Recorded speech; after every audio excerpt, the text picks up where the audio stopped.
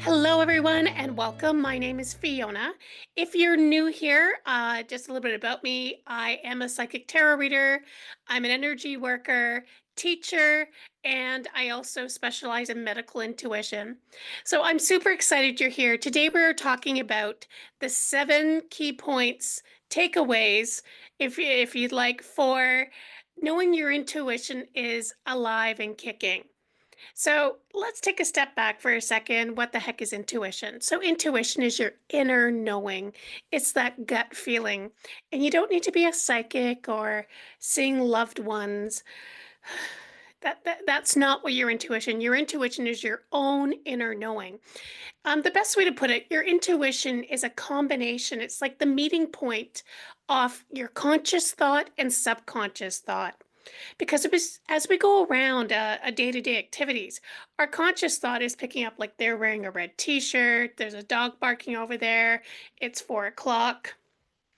Where your subconscious thought is like, well, that person doesn't look so happy. There's kind of like a weird energy around them. Something's going on over there.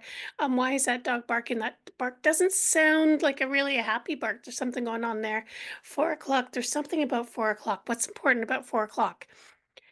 So our intuition is bringing all that information together. And when we bring that information together, we get a much bigger picture of what's going on in the world. We're more aligned, we feel more fulfilled with our actions, and we're typically operating at a higher vibration, which means better things are happening for us. Another way to look at it is that gut feeling like, oh, I just knew, or that felt right. That is an intuitive knowing. So here are 7 key points. The first one is you get like random bursts of knowledge or like downloads, as we say. I sometimes think it's suddenly like whoosh, a tidal wave off the conscious and subconscious come together, and you just put everything together with your personal magic, your alchemy. And this can happen at the most random times, like when you're driving, and always when you don't have a pen and paper, when you're driving a long distance because you've removed distractions, or you're in the shower and you suddenly go, I get it.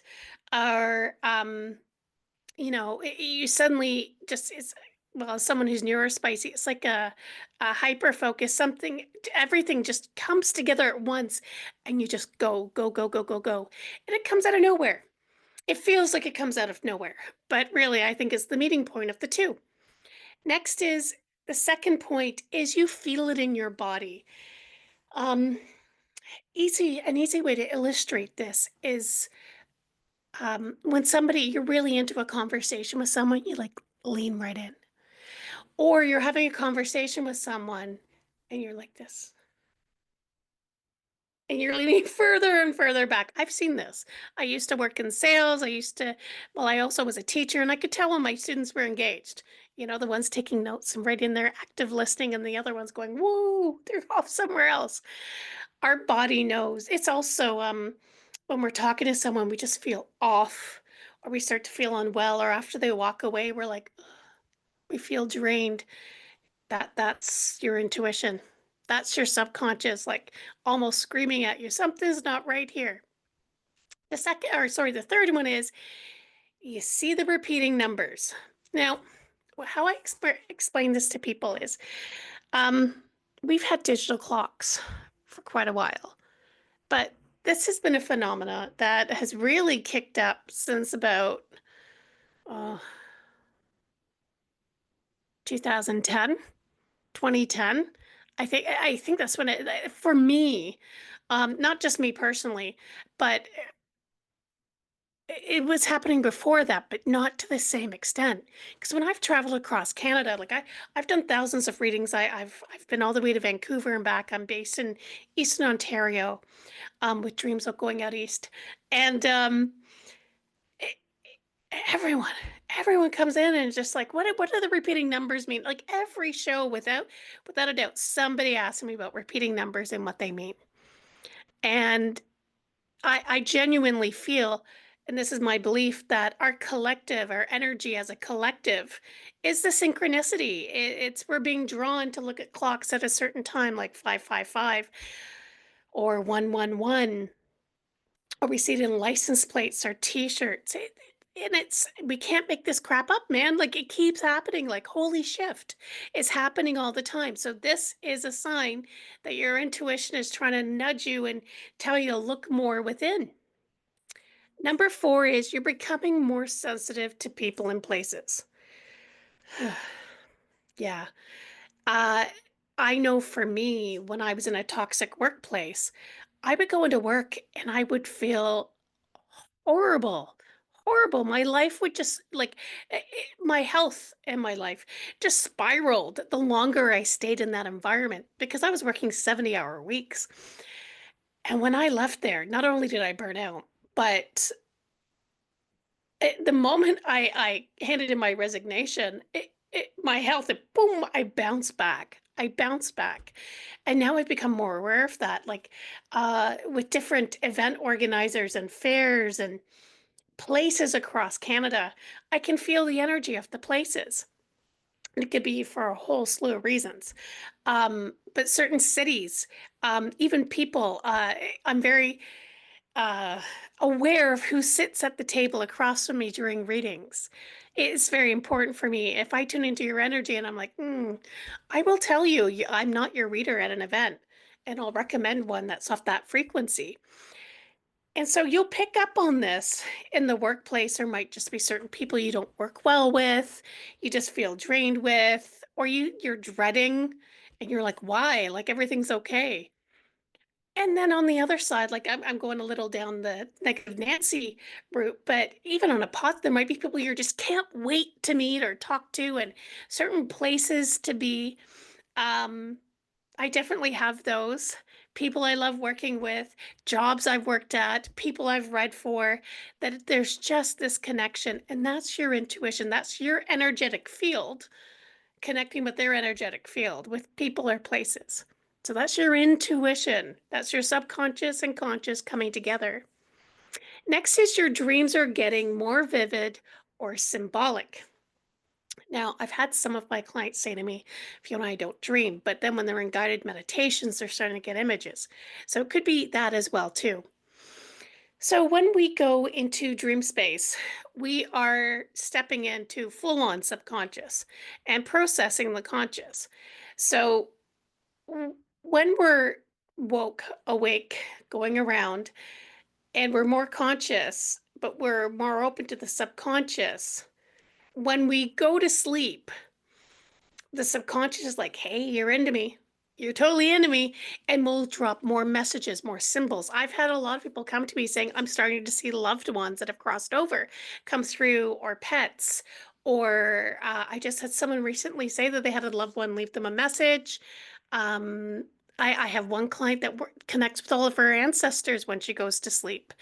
And she just wakes up and she's like, okay, I get it. I know what I need to do, and she gets just as much information from her conscious time as she does when she's asleep. So you know your intuition is becoming more alive and awake when your dreams are becoming more vivid or symbolic, or you might just wake up with some feeling, because not everybody dreams to the full capacity that we talk about images in like movies, but you wake up with just an energy, a feeling. Hold on to that, because that's your subconscious now carrying into your conscious day. So it does mean something. And if you're not sure, just write her down. I'm sure it'll come true or make more sense throughout the day or the following days. Number six, you start feeling pulled toward a higher purpose. And I see this a lot. And I this happened to me after I took my Reiki level one. Um, I was in a tough place before I took Reiki. I didn't even know what Reiki was when I showed up to my Reiki level one course. Um, yeah, everybody in the class was like, I know how to do this, and I've done that, and I've had this many sessions, or I'm here for a review of Reiki. I'm sitting there going, I just need a weekend away, and this seemed right. And so I did this wonderful course with a wonderful teacher, and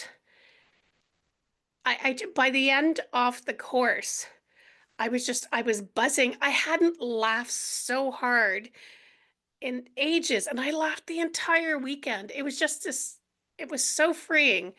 And it was all learning Reiki. There wasn't anything pivotal other than I was finally able to connect my conscious and subconscious.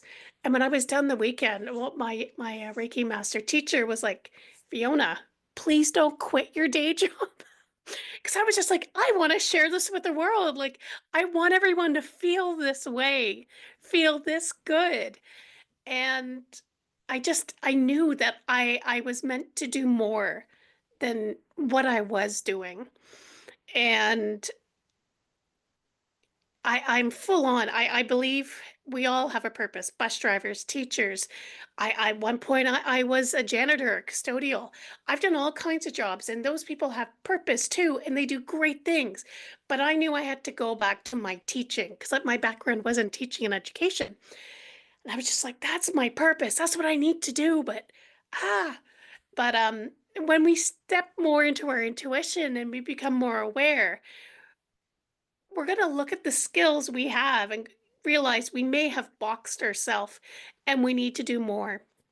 And for me, it was a gradual process. I still worked my day job for a couple of more years and then switched to a home-based, working remotely for a few more years while I got all this set up.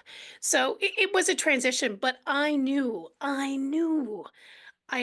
was being called to help others and study more and take this path. And when we get into this work, even for ourselves, for our personal development, because that's how I ended up at a random Reiki class.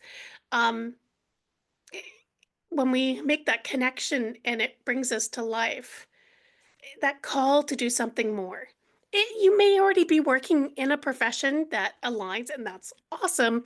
You might want to be doing something more as a hobby or something outside of that. But either way, number six is you're feeling pulled towards something bigger, something more. And number seven is you feel disconnected from logic, but drawn to the unknown. So I know when I first started this, I had some friends and family go like, "Oh, what's going on here? What is she into? Like, do we need to have a family meeting?" But I started studying the science behind it as well, and there's great authors out there who have the science. And I also went into the woo-woo, the whole metaphysical, and I was able to make it meet. I'm very grounded in that approach. I've got a Libra midheaven, so I'm all about balance. And I'm just drawn to the esoteric. I'm drawn to the mystical. I'm drawn into the stories of the ancients and the Akasha and shows like the ancient apocalypse per se, because I've known when I channel and tune in, I know them we're much older as a species than than what they have in our textbooks. And you're just drawn to that. So you might be asking questions like the big why questions are who are we? And that's your intuition waking up because we are limited as a species right now with our information. I share with my students on a regular basis that this magic or the metaphysical, like the bigger physical world, science is catching up. Science is catching up. We're just there. We're working on things that the ancients were talking about before we had quantum physics and quantum mechanics and all of that. They're catching up to us. You're giving us the exact science, but we've already felt and understood and can work and create with it. So number seven is very much about just a curiosity and wanting to know more, asking those questions. So you might be reading different books or watching different documentaries. So that is a sign that your intuition is awakening or you're already awake. So if you're sitting there and you're just like, Fiona, what's going on with my journey? You're waking up your own personal intuition, and we all have one. It's not a divine gift, not people aren't more blessed than others. No, we all have an intuition, and it stems from the fact that we all have a heartbeat. And because we have a heartbeat, we have an electrical pulse, hence we have a magnetic field. Heart Math Institute, folks, we all have a magnetic field, so we sense energy. and we work within that energy. Our whole biology is intertwined with energy, bioelectric, an awareness of energy. And that's our intuition, is working with the conscious and the subconscious, the unseen, and making it work for our own personal desires and dreams and goals. So I hope this was helpful. If you've been sitting on the fence going, what the heck's going on? Or how can I measure this? Maybe you're on number 7 and you've come across me and you're just like, what's going on? So I hope that was helpful. Have a beautiful day. Like and subscribe for more. I have lots of information in the notes there. I've got a lot of free stuff as well too that can give you a hand. But either way, I hope you stay in a great energy. And if you have any questions, comments, please reach out. Take care.